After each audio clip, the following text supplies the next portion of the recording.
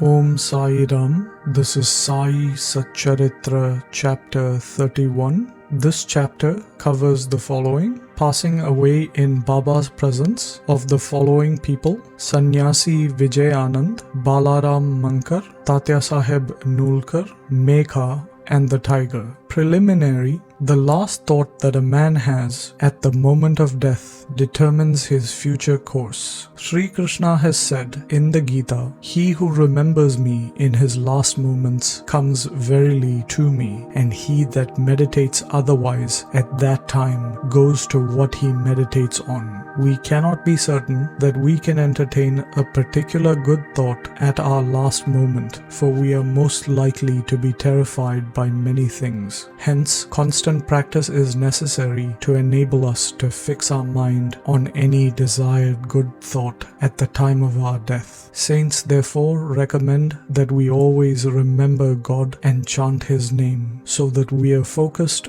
when the time for our departure comes. The devotees surrender themselves completely to the saints, with the firm belief that the omniscient saints will guide and help them in their last moments. A few such cases will be noted here. Sannyasi Vijayanand. A sannyasi named Vijayanand started on a pilgrimage to Manasarovar. On the way there, upon hearing of Baba's fame, he halted at Shirdi. There he met Somadevaji Swami of Haridwar and asked him about the particulars of the Manasarovar trip. The Swami told him that the Sarovar was 500 miles from the Gangotri and described to him the difficulties of the journey. Plenty of snow, the change of dialect every 150 miles, and the suspicious nature of the people of Bhutan who harassed the pilgrims. Hearing this, the sannyasi was dejected and cancelled the trip. Then, when he went to meet Baba and prostrated before him, Baba got enraged and said, "Drive out this useless sannyasi. His company is of no use." The sannyasi did not know Baba's nature.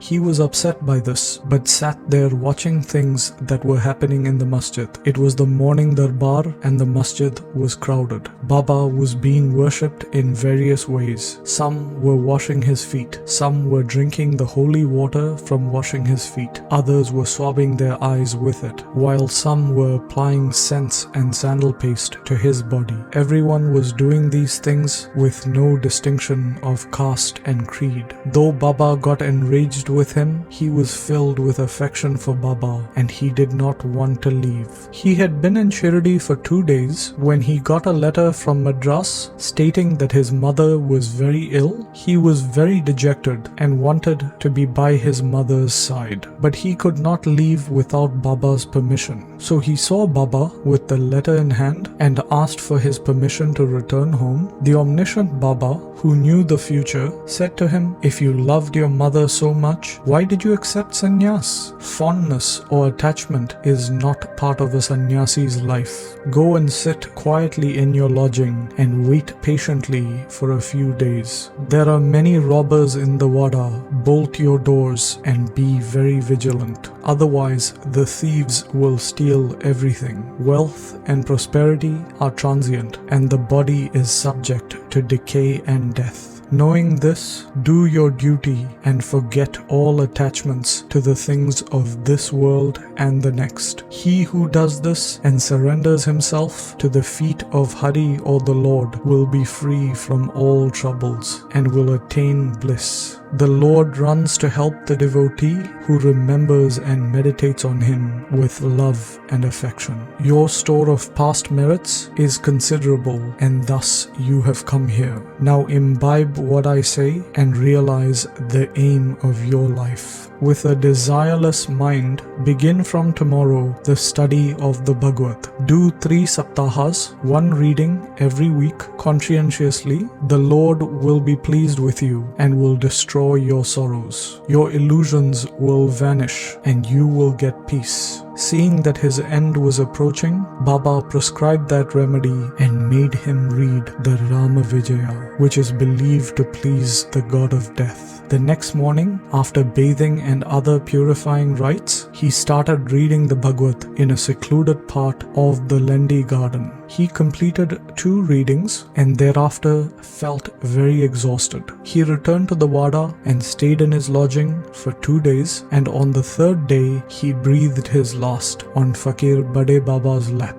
Baba asked people to preserve the body for a day for a very good reason. The police came later and on making proper inquiries gave permission for the disposal of the body. It was cremated in a proper place with due rites. In this way, Baba helped the sannyasi and ensured that he attained salvation. Balaram Mankar. There was a devotee named Balaram Mankar. When his wife passed away, he was rather dejected. So after entrusting his household to his son, he left his home and came to Shirdi and lived with Baba. Baba was pleased with his devotion and wanted to give a good turn to his life. He gave him 12 rupees and asked him to go and live in Machindragad. Mankar was first unwilling to go and stay away from Baba, but Baba convinced him that he was suggesting the best course of action and asked him to practice meditation thrice a day. With full faith in Baba's words, Mankar came to Machindragad. He was very pleased with the lovely sights, pure water, healthy air, and the surroundings of the place, and began to assiduously meditate as recommended by Baba. After a few days, he had a revelation. Usually, devotees get their revelations in their trance states, but in Mankar's case, he got it when he came back to his ordinary consciousness. Baba appeared to him in person. Mankar asked Baba why he had been sent there. Baba replied, "In Shirdi, many thoughts and ideas began to arise in your mind, and I sent you here to rest your unsteady mind. You thought that I was in Shirdi with a body only composed of the 5 elements and 3.5 cubits in length. Now see and determine for yourself whether the person you see here is the same as the person you saw at Shirdi. It is for this reason that I sent you here." Then after living there for a while, Mankar left Machindragad and proceeded to his native place Bandra. He wanted to travel by rail from Pune to Dadar, but when he went to the booking office to book a ticket, he found it very crowded. He was not able to get a ticket when suddenly a villager wearing a piece of cloth around his waist and a thin blanket on his shoulders turned up and said, "Where are you going?" "To Dadar," replied Mankar. Then he said, "Please take this ticket of mine, as I have some urgent business here. I have cancelled my Dadar trip." Mankar was very glad to receive the ticket and was just about to pay the villager when the rustic suddenly disappeared into the crowd. Mankar tried to look for him in the crowd, but it was in vain. He waited for him till the train left the station, but found no trace of him. This was the second revelation Mankar got in a strange form. Then Mankar, after visiting his home, again returned to Shirdi and remained there at Baba's feet. He always followed Baba's instructions and advice. In the end, he was very fortunate to leave this world in the presence and with the blessings of Baba. Tatya Sahib Noolkar. Hemadpant gives no particulars regarding Tatya Sahib Noolkar except mentioning the fact that he gave up his ghost in Shirdi. A brief summary of an account that appeared in the Sai Leela magazine is given here. Tatya Sahib was a sub-judge at Pandharpur in 1909. When Nana Sahib Chandorkar was Mamlatdar or district official, the two men met often and talked. Tatya Sahib did not believe in saints, while Nana Sahib loved them. Nana Sahib often told him about the Leelas of Sai Baba and pressed him to go to Shirdi and see Baba. He finally agreed to go to Shirdi on 2 conditions: that he must get a good Brahmin cook and that he must find good Nagpur oranges to give to Baba. Both these conditions were providentially fulfilled. A Brahmin came to Nana Sahib looking for work, and he was sent to Tatya Sahib, and a fruit parcel containing 100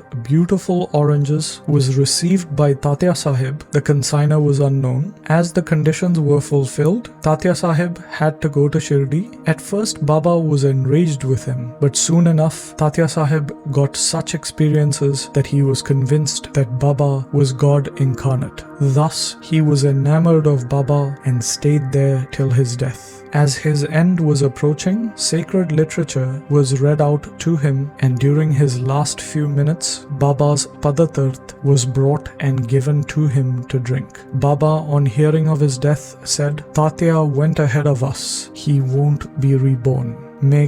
Megha's story has already been described in chapter 28. When Megha died, all the villagers followed the funeral procession, and Baba also accompanied them and showered flowers on Megha's body. After the obsequies were performed, tears flowed from Baba's eyes like an ordinary mortal.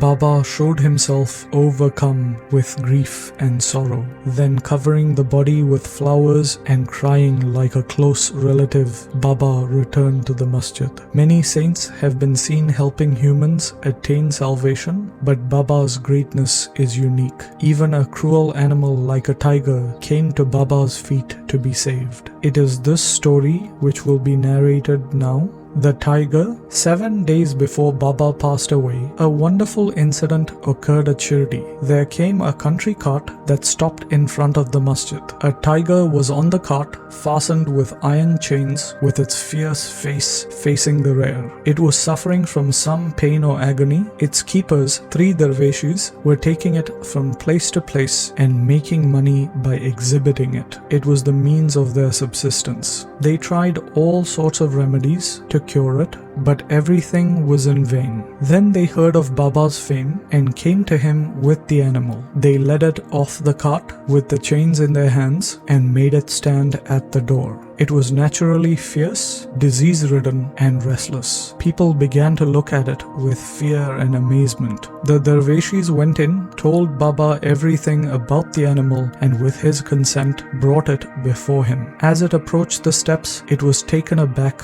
on account of the luster of Baba and bowed its head. Baba looked at the animal, and it climbed the steps and looked at Baba with affection. Immediately, it moved the tuft of its tail and dashed it thrice against the ground and then fell down senseless. On seeing it dead, the dervishis were at first very dejected and full of sorrow, but on contemplating it later, they came to their senses. They reasoned that as the animal was diseased and nearing its end, it was very meritorious on its part that it should meet its end at Baba's feet. It was their debtor, and when the debt was paid off, it was free and met its end at Sai's feet. When any creature bows its head at a saint's feet and meets its death, it is saved. And unless it has a good store of merits in its account, how could it get such a happy end? Bow to Shri Sai, peace be to all. And this brings us to the end of Sai Satcharitra chapter 31.